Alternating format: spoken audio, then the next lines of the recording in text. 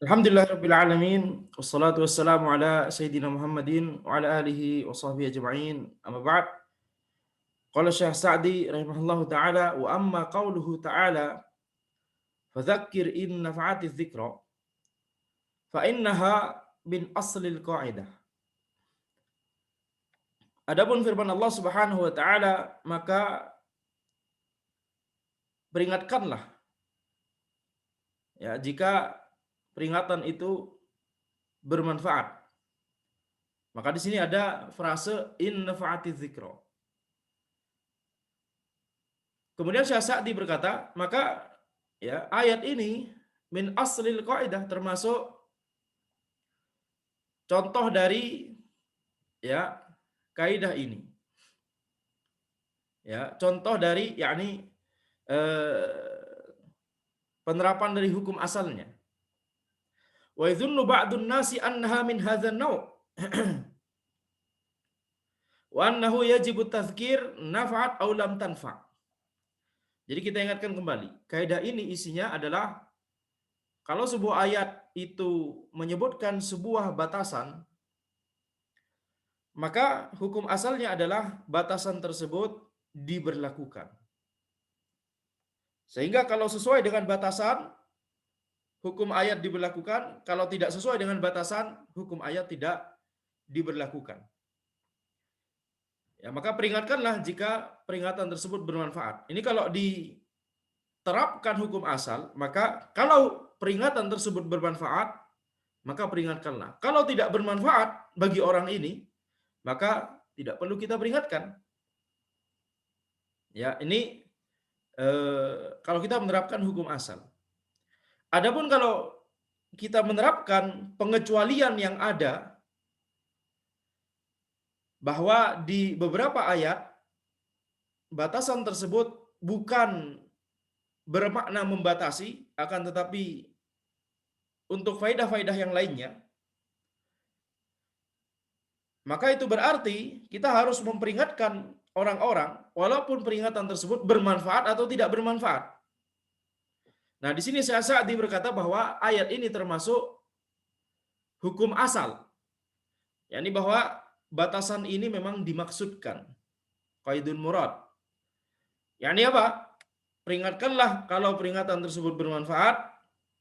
Kalau peringatan tersebut tidak bermanfaat, maka tidak perlu diperingatkan. Dan sebagian orang, wa yadhunnu ba'dun nasi annaha min hadzal naw'. Dan sebagian orang itu berpikir bahwa ayat ini termasuk dari kaidah ini, yakni masuk dalam pengecualian. Wa annahu yajibu tadzkir nafa'at aw lam tanfa'. Yakni bahwa wajib untuk memberikan peringatan, baik peringatan tersebut bermanfaat atau tidak bermanfaat. Lakin hadza ghalat, akan tapi ini adalah kesalahan. Fanaf'u dzikra idza kana yahsulu bihal khairu aw ba'du. Maka manfaat dari peringatan itu maksudnya adalah ketika kebaikan itu tercapai karena peringatan tersebut dilakukan atau sebagian dari kebaikan tercapai. Aw yazulu bihas syarru kulluhu aw ba'du. Atau hilang sebagian atau hilang seluruh keburukan atau sebagiannya. Ini makna dari naf'uz dzikra. Ya, manfaat dari peringatan. Kapankah sebuah peringatan itu disebut bermanfaat? Jika ada dua hal ini. Kebaikan atau seluruh atau sebagiannya tercapai, atau keburukan seluruh atau sebagiannya terhindarkan. Fa amma idza kana dararut tadhkiri a'zama min naf'ih. Adapun ketika madarat dari peringatan tersebut lebih besar dari manfaatnya, fa innahu manhiyun anhu fi hadhil hal. Maka peringatan tersebut dilarang dalam kondisi ini. Ya, ini berarti jelas menunjukkan bagaimana bahwa frase ini memang dimaksudkan. Ya, ini pemahamannya Syekh As-Sa'di rahimahullah. Frase ini dimaksudkan. Kama nahallahu an sabbi alihatil musyrikin idza kana wasilatan lisabbillah. Sebagaimana Allah Subhanahu wa taala melarang untuk mencela tuhan-tuhannya orang musyrik jika itu adalah wasilah yang bisa mengantarkan menuju pencelaan kepada Allah Subhanahu wa taala. Ini juga termasuk contoh sadduz dzari'ah, menutup jalan yang itu ala ghalabatiz dzan bisa mengantarkan menuju keharaman. Maka jalan tersebut juga dilarang. Itu namanya sadduz dzari'ah. Dan yang sebagaimana telah kita jelaskan sebelumnya, sadduz dzari'ah adalah rubu'ad din. Sadduz dzari'ah adalah seperempat dari agama. Karena apa? Karena ad-din ada dua, al-ma'murat wal manhiyat.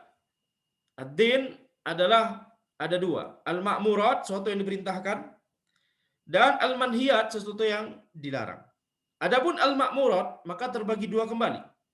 Ada yang maqasid, ada yang wasail, ada yang diperintahkan secara zatnya dan ada yang diperintahkan karena itu adalah wasilah. Yang diperintahkan secara zatnya misalnya salat, zakat, puasa, haji. Ya, tentunya sebelumnya bertauhid, ya. Dan yang diperintahkan secara wasilah ya adalah contohnya ya kita diperintahkan untuk menjaga kesehatan, kebersihan. Itu wasilah. Wasilah untuk apa? Wasilah untuk supaya kita bisa melakukan hal-hal yang diperintahkan secara zatnya tadi. Kalau sakit-sakitan gimana mau puasa dan seterusnya. Kemudian al-manhiyat, sesuatu yang dilarang, ada maqasid, ada wasail juga. Yang maqasid, sesuatu yang dilarang secara zatnya, seperti misalnya zina, pencurian, ya, dan sebelumnya lagi yang lebih besar, kesyirikan, kekufuran, kebid'ahan. Kemudian sesuatu yang dilarang karena dia adalah wasilah yang bisa mengantarkan menuju apa-apa yang diharamkan secara zatnya, seperti misalnya zina diharamkan secara zatnya, itu maksud, maqasid itu maksud, diharamkan secara zatnya. Kemudian syariat juga mengharamkan ya jelalatan, mengharamkan khalwat dan seterusnya. Maka itu adalah karena itu adalah wasilah yang bisa mengantarkan menuju zina. Ya, karena itu adalah wasilah yang bisa mengantarkan menuju zina. Maka sadduz dzari'ah itu ada terletak pada al-manhiyat bagian wasail. Sadduz dzari'ah itu maksudnya terletak pada ya al-manhiyat, sesuatu yang dilarang, tapi karena dia adalah wasilah, wasail. Maka kan ada 4 di sini, al-ma'murat ada 2, maqasid dan wasail, al-manhiyat juga ada 2, maqasid dan wasail. Sementara sadduz dzari'ah itu ada di al-manhiyat yang bagian wasail, maka sadduz dzari'ah adalah rubu'ad din, seperempat dari agama. Wa kama yanha 'anil amri bil ma'ruf idza kana yatarattabu 'ala dzalika syarrun akbar. Dan sebagaimana Allah Subhanahu wa taala melarang untuk melakukan al-amr bil ma'ruf jika itu konsekuensi akan berkonsekuensi terhadap terjadinya keburukan yang lebih besar. Au fawatu khairin aktsar minal khairil ladzi yu'maru bih. Atau hilangnya kebaikan lebih banyak daripada kebaikan yang awalnya diperintahkan. Wa kadzalika an-nahyu 'anil munkari idza tarattaba 'alaihi ma huwa a'dzamu minhu min syarrin wa dararin. Atau kalau mau dibaca syarron maka minnya dihilangkan. Wa kadzalika an-nahyu 'anil munkari idza tarattaba 'alaihi ma huwa a'dzamu minhu syarran wa dararan. Maka demikian pula larangan untuk ya ini maksudnya al-amr bil ma'ruf, an-nahyi 'anil munkar. Maka demikian pula Allah Subhanahu wa taala melarang dari an-nahyu 'anil munkar jika konsekuensinya adalah itu akan berujung pada kemungkaran yang lebih besar darinya. Berujung pada sesuatu yang lebih besar darinya baik secara keburukan dan secara madar. Fatazkir fi hadhil hal ghairu ma'murin bih. Maka memberikan peringatan dalam kondisi-kondisi seperti ini, melakukan amar ma'ruf nahi mungkar, tapi kemudian ya inginnya kebaikan tapi malah kebaikan yang lebih sedikit dari sebelumnya malah terjadi, atau keburukan malah terjadi, maka ya ghairu ma'murin bih. Ya, memberikan peringatan, melakukan amar ma'ruf nahi mungkar dalam kondisi tersebut tidak diperintahkan. Bal manhiyun anhu, bahkan dilarang.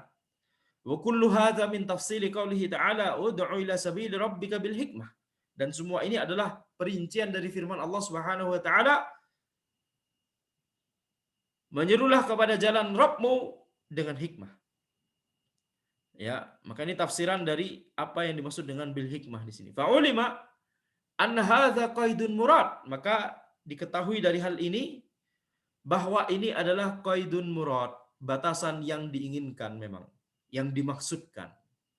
Jadi fadzakir in nafa'atiz dzikra, ini batasan yang dimaksudkan. Bukan sekedar untuk menekankan, bukan sekedar karena itu memang yang banyak terjadi secara dominan atau secara biasanya itu yang banyak terjadi dan seterusnya secara aghlabiyah.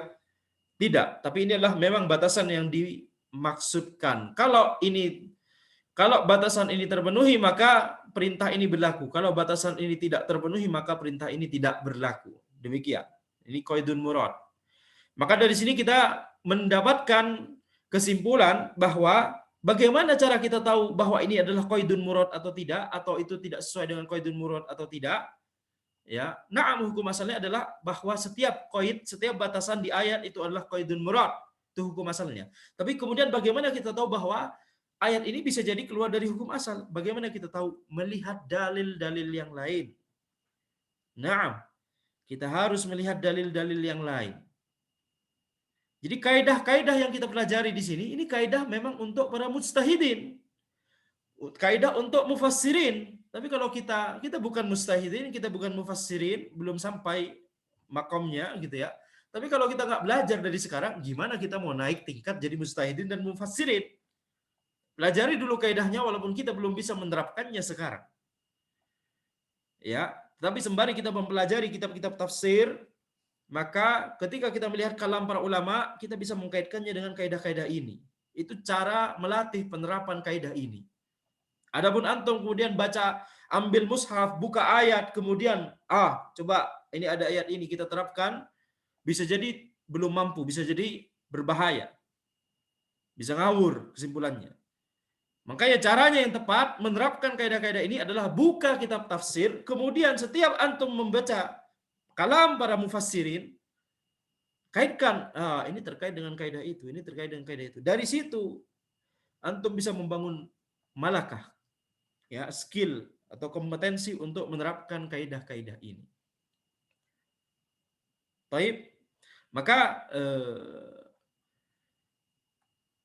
itu bagi orang yang sudah mempelajari kaidah tafsir saja, tidak boleh sembarangan menerapkan kaidah tafsir itu ke ayat-ayat, apalagi orang yang tidak belajar sama sekali, apalagi tidak tahu bahasa Arab sama sekali. Coba lihat betapa bahayanya mereka menafsirkan ayat seenak kudelnya dan seterusnya. Sesuai dengan apa yang muncul dari jidat mereka, kemudian mereka langsung ucapkan dengan lisan-lisan mereka yang ya tidak tahu posisi itu. Fa'ulima anna hadza qaidun murad, maka kita ketahui bahwa batasan ini yang disebutkan di ayat ini adalah qaidun murad, batasan yang memang dimaksudkan. Subutul hukmi bi subutih wa intifa'ul hukmi lintifai, wallahu a'lam. Maka tetapnya hukum itu dengan tetapnya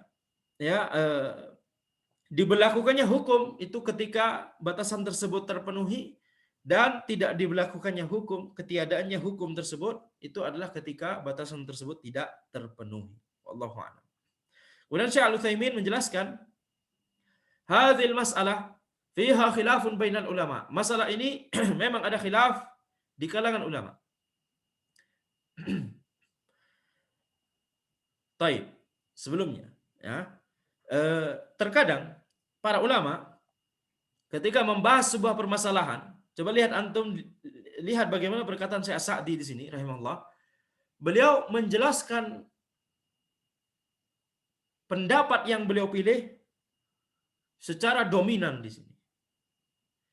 Kemudian menjelaskan pendapat yang berbeda itu hanya dengan cuma satu baris, dua baris di sini. Ya, dua baris gak nyampe, 1,5 baris ini.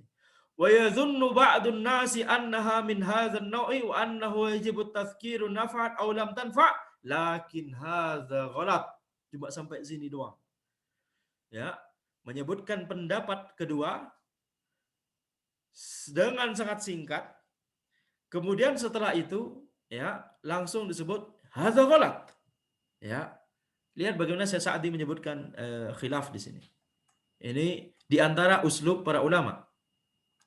Yaitu apa? Menyebutkan pendapat yang memang beliau kuatkan dan menjelaskan pendapat lain secara singkat, kemudian ya menyebutkan bahwa itu adalah kesalahan dan seterusnya. Ini diantara salah satu uslub para ulama ketika menyebutkan khilaf. Ya. Kemudian sisanya satu paragraf panjang ini sisanya adalah beliau menjelaskan dan menegaskan pendapat yang beliau tarjih. Ini tidak masalah. Ya, ini tidak masalah. Karena itu memang adalah salah satu uslub yang digunakan oleh para ulama. Bahkan para ulama yang lainnya banyak juga cuma menyebutkan satu pendapat. Sehingga kalau kita membaca tulisan tersebut seolah-olah kita ya akan memahami bahwa dalam masalah tersebut hanya ada satu pendapat itu. Karena memang tidak menyebutkan pendapat lain. Itu diantara uslub yang lain. Nah, kemudian uslub yang ketiga, jadi uslub yang pertama hanya menyebutkan satu pendapat sehingga pemula yang membaca paragraf itu pasti gak akan kepikiran bahwa ada pendapat lain di masalah tersebut. Kemudian uslub yang kedua adalah menyebutkan seperti yang dilakukan oleh Syekh As-Sa'di rahimahullah di sini, yaitu cuma menyebutkan ada khilaf tapi cuma menyebutkan secara ringkas atau sedikit pendapat yang lainnya tersebut. Sementara uslub yang ketiga adalah yang dilakukan oleh Syekh Al-Utsaimin rahimahullah di sini. Yakni dari awal beliau menjelaskan bahwa arenanya di sini memang ada khilaf. Hadhil mas'alah fiha khilafun bainal ulama. Dalam masalah ini ada khilaf di antara ulama. Masing-masing uslub ini ada tujuannya dan ada ya maksudnya ya. Jadi masing-masing ini itu ada tujuannya dan ada hikmahnya di baliknya. Kalau kitab untuk pemula, maka perkataan Syekh Al-Utsaimin langsung dalam masalah ini ada khilaf, pendapat satu, ini dalilnya pendapat dua, ini dalilnya pendapat tiga, ini dalilnya dan seterusnya, itu tidak cocok untuk pemula. Yang cocok untuk pemula itu hanya menyebutkan satu pendapat atau menyebutkan ada khilaf tapi pendapat yang lain itu disebutkan secara ringkas saja, seperti uslubnya Syekh Sa'di. Syekh As-Sa'di rahimahullah di sini. Adapun uslubnya Syekh Utsaimin, ya, di sini maksudnya itu bukan uslubnya khusus milik Syekh Utsaimin, tidak, maksudnya uslub yang digunakan oleh Syekh Utsaimin di sini, ya, ini adalah untuk orang yang memang sudah tahu bahwa di situ ada khilaf, kemudian dia sudah terbiasa dengan salah satu pendapat, baru uslubnya yang seperti paragraf ini baru bermanfaat.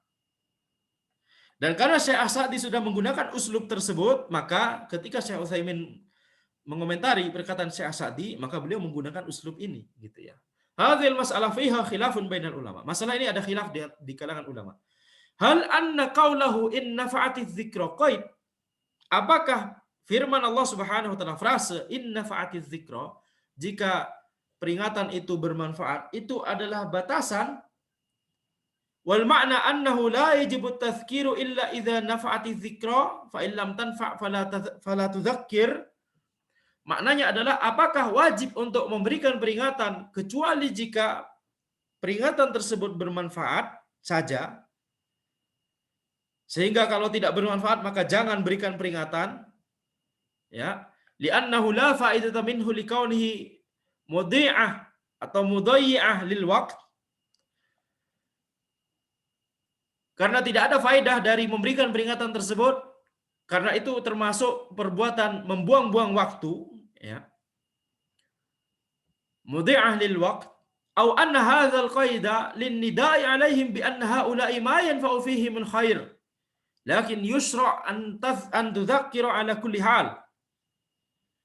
Atau bahwa frase ini ya bukan qaidun murad. Frase ini sebenarnya faedahnya adalah untuk linnidai alaihim, untuk menyeru mereka. Ya, untuk menyeru mereka, untuk memberikan penekanan kepada mereka, ya, bahwa ketika mereka diperingatkan hendaknya mereka mengambil manfaat dari peringatan tersebut. Lihat firman Allah Subhanahu wa taala tersebut. Fadzakir in nafa'atiz dzikra. Berikanlah peringatan kalau peringatan tersebut bermanfaat. Nah, ini berarti apa? Berarti ini adalah tanbih, ini adalah taukid, penegasan dan reminder kepada mereka bahwa kalau ada yang memberikan peringatan kepada mereka, memberikan nasihat, maka mereka harus mengambil manfaat dari peringatan atau nasihat tersebut. Ya, ini pendapat kedua. Lin nida'i alaihim, untuk menyeru kepada mereka bi annaha ulai ma yanfa'u fihimul khair. Bahwa mereka itu kebaikan itu tidak bisa memberikan manfaat kepada mereka. Akan tapi yusra an tuzakkir ala kulli hal, akan tapi ya tetap disyariatkan untuk memberikan peringatan kepada mereka. Ya, untuk memberikan penekanan kepada mereka bahwa ketika mereka mendengar peringatan ini maka mereka harus mengambil manfaat darinya. Kalaupun mereka tidak mengambil manfaat maka tetap berikan mereka peringatan. Itu pendapat kedua. Kaqaulika masalan allimhu in kana al-ilmu yanfa'uh. Seperti misalnya firman Allah seperti misalnya perkataan orang, allimhu, ajarilah dia kalau ilmu itu bermanfaat baginya. Jelas bahwa ilmu itu bermanfaat baginya, gitu ya. Maka frase ini itu adalah untuk menekankan. Hal ma'nahu innaka la tu'allimuhu illa idza kana sayanfa'uhu awil ma'na 'allimhu bi kulli hal ats-tsani. Apakah makna dari perkataan seperti ini bahwa engkau tidaklah enggak perlu mengajarin dia kecuali kalau ilmu tersebut memang bermanfaat bagi dia, atau maknanya ajarilah dia dalam setiap kondisi baik ilmu itu bakal bermanfaat bagi dia atau tidak. Maka yang makna yang tepat dari kalimat ini adalah makna yang kedua. Alimhu in kana al-ilmu yanfa'u. Jadi in kana al-ilmu yanfa'u ini ajarilah dia jika ilmu itu bisa bermanfaat baginya. Maka frase jika ilmu itu bisa bermanfaat baginya ini frase untuk penekanan aja. Ya. Idza ra'a ba'dul ulama annaha min hadzal bab wa 'ala al-qawl al-awwal alladhi rajjahahu asy-syekh rahimahullahu yakunu qaidan muradan wa annahu idza lam tanfa'i dzikra lam tajib. Ya, maka jika sebagian ulama idza ra'a ba'dul ulama, karena sebagian ulama itu berpendapat bahwa kaidah ini atau ayat ini masuk dalam kaidah ini, yakni masuk dalam pengecualian. Ya, masuk dalam pengecualian. Pengecualian berarti apa? Berarti itu bukan qaidun murad. Ini hanya untuk penekanan. Kalau ini hanya untuk penekanan, bukan qaidun murad, maka masuk dalam kaidah ini, yakni karena kaidah ini membahas pengecualian. Wa 'alal qaulil awwal alladzi rajjahu asy-syekh. Adapun berdasarkan pendapat pertama yang itu dirajihkan oleh Syekh As-Sa'di rahimahullah, maka frase tadi inna fa'ati dzikra itu termasuk qaidan murad. Ya, yakunu qaidan muradan, maka itu termasuk batasan yang diinginkan. Wa annahu idza lam tanfa'i dzikra lam tajib. Dan jika peringatan tersebut tidak bermanfaat maka tidak wajib. Ini dua pendapat yang ada. Ya, ini dua pendapat yang ada. Wa fi hadzal maqam la tahlul halu min thalathati umur. Ya, dalam masalah ini maka kondisinya tidak terlepas dari tiga perkara. Imma an tanfa' au tadur au la tanfa' wa la tadur. Ada tiga kemungkinan. Bisa itu bermanfaat, ya, peringatan tersebut bermanfaat, atau bisa peringatan tersebut memberikan madarat, atau bisa tidak memberikan manfaat dan juga tidak memberikan madarat. In nafa'at wajib tazkir. Kalau itu bermanfaat maka memberikan peringatan tersebut wajib. Wa in darat fala tazkir. Kalau memberikan madarat maka enggak perlu memberikan peringatan. Bal yunha anit tazkir, bahkan dilarang untuk memberikan peringatan tersebut. Ini dua kemungkinan pertama. Bagaimana kalau kemungkinan ketiga? La tanfa' wa la tadur, tidak memberikan manfaat dan juga tidak memberikan madarat. Wa in lam tadur wa la tanfa', wa lam tanfa', kalau tidak memberikan madarat dan juga tidak memberikan manfaat, fa innaha la tajibu wa la yunha anha. maka tidak wajib dan juga tidak diperintahkan. Lakin halil aula ayyudzakkira idharan lil haqqi wa bayanan lahu wa la'allahum yarji'una ila al haqqi fima ba'd. Hadza huwa adh-dhahir. Akan tapi apakah yang lebih utama? Ya, jadi ketika peringatan tersebut tidak memberikan manfaat dan juga tidak memberikan madarat, ya, karena orang tersebut tetap diam bergeming walaupun sudah diberi nasihat. Nah, seperti ini, ketika kita memberikan nasihat tidak memberikan manfaat dan juga tidak memberikan madarat. Berikan manfaat berarti nanti orang tadi langsung melakukan apa yang kita nasihati. Nah, ini bermanfaat. Atau memberikan madarat, ketika kita nasihati dia langsung ngajak kita gelut.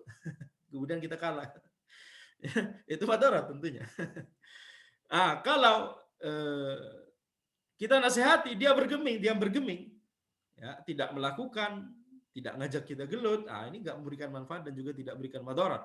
Bagaimana yang apa tuntunan syariat dalam masalah seperti ini? Kalau kondisinya seperti ini, kira-kira kalau kita nasihati kemudian kondisinya seperti ini, apa tuntunan dari syariat? Halil aula ayyudzakkira izharan lil haq. Jadi dalam kondisi tersebut tidak wajib memberikan nasihat, tapi juga tidak dilarang. Tapi apakah yang lebih bermanfaat? Yani apakah yang lebih utama? Mana yang lebih utama? Kita tetap memberikan peringatan atau kita tidak perlu memberikan peringatan? Apakah yang lebih utama itu adalah kita memberikan peringatan dalam rangka izharan lil haq, dalam rangka ya menjelaskan al-haq dan menampakkan al-haq tersebut, ya, menampakkan dan menjelaskan al-haq tersebut, wala'allahum yarji'una ilal haqqi fima ba'd, dan mungkin bisa jadi walaupun sekarang dia diam bergeming, bisa jadi nanti kapan-kapan dia merenungkan perkataan kita sehingga dia bisa kembali kepada al-haq nanti-nanti gitu ya. Hadza huwa dzahir. Inilah yang zahir kata Syekh Al-Utsaimin rahimahullah. Idza lam yakun madarah, kalau itu tidak memberikan madarah, fa innahu yanbaghi ayyudzakkir, maka wajib bagi kita untuk memberikan peringatan. Amma idza nafa'at fa innahu yajibu ayyudzakkir. Adapun jika peringatan tersebut bermanfaat, maka wajib untuk memberikan peringatan. Walam yatarajjah indi ahadu hadzainil qaulain. Syekh Utsaimin kemudian menjelaskan sikap beliau. Ya, ala kulli hal, coba lihat di sini. Beliau menjelaskan bahwa ada khilaf dan menjelaskan khilaf tersebut, kedua pendapat yang ada dalam masalah tersebut, ini hampir 2 paragraf ya. Sampai sini. Ya, ini bisa kita anggap 2 paragraf. Uslub yang seperti ini tidak cocok bagi orang yang baru tahu bahwa dalam masalah ini ada khilaf. Ya, kurang cocok. Apalagi Syekh Utsaimin tidak merojehkan. Ulam yatarajjah indi ahadu hadzalil qaulain. Ya, aku tidak tampak mana yang lebih kuat dari 2 pendapat ini di sisiku. Ya, tidak tampak di sisiku mana yang lebih kuat dari 2 pendapat ini. Ya, apalagi menyebutkan seperti ini kan, kalau pemula malah bingung. Pemula itu cocoknya adalah dia harus dijelaskan dulu satu pendapat. Sehingga dia bisa, ya, ketika disebutkan masalah tersebut dia langsung bisa menjawab, ini pendapatnya. Misalnya ada orang nanya, fadzakir in nafa'atiz dzikra. Ini berarti kalau bermanfaat peringatan tersebut maka kasih peringatan, kalau nggak bermanfaat maka nggak usah kasih peringatan, atau gimana pemahaman ayat ini? Kalau pemula tersebut ditanyakan dengan pertanyaan demikian oleh temannya misalnya, kemudian dia sudah terbiasa dengan satu pendapat, atau seperti usulnya Syekh As-Sa'di, disebutkan memang ada khilaf, cuma pendapat yang kedua disebutkan secara ringkas saja. 1 paragraf full panjang di sini khusus membahas 1 paragraf yang dipilih oleh Syekh As-Sa'di rahimahullah, maka pemula ini langsung bisa akan menjawab dengan cepat, dengan tepat, dengan meyakinkan, ya. Ini maknanya begitu. Apa yang dipilih oleh Syekh Sa'di? Syekh Sa'di memilih bahwa ini qaidun murad. Ini batasan yang diinginkan.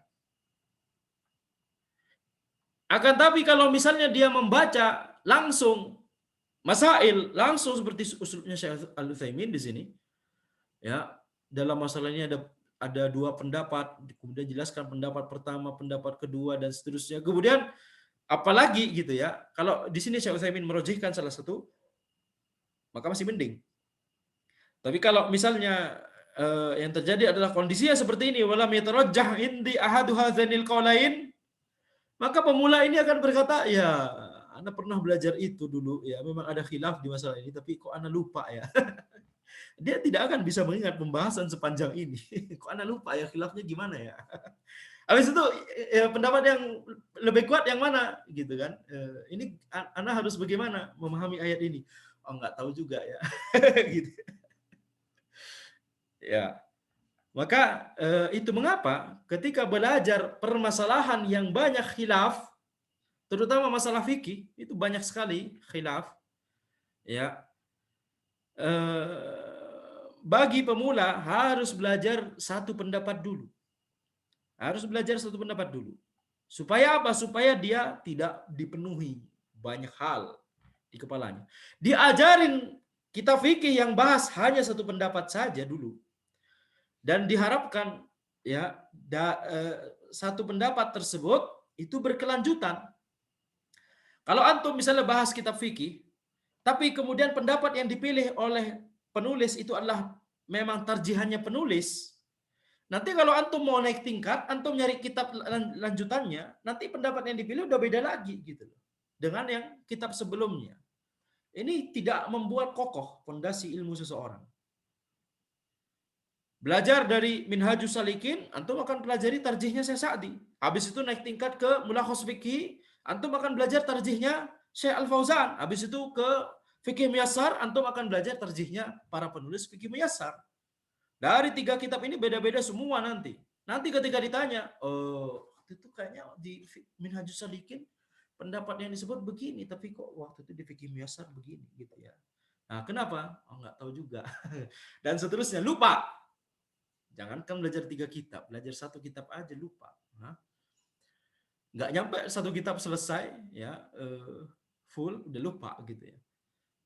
Tetapi ketika kita mempelajari menggunakan literatur mazhab, maka dari kitab yang pertama diberikan pendapat yang memang itu pendapat yang ada di mazhab, naik tingkat ke kitab yang kedua, antum akan diberikan ya pendapat-pendapat yang sama, tapi dengan pendalilan yang mulai agak banyak. Oh, berarti pendapat ini karena itu pendalilannya.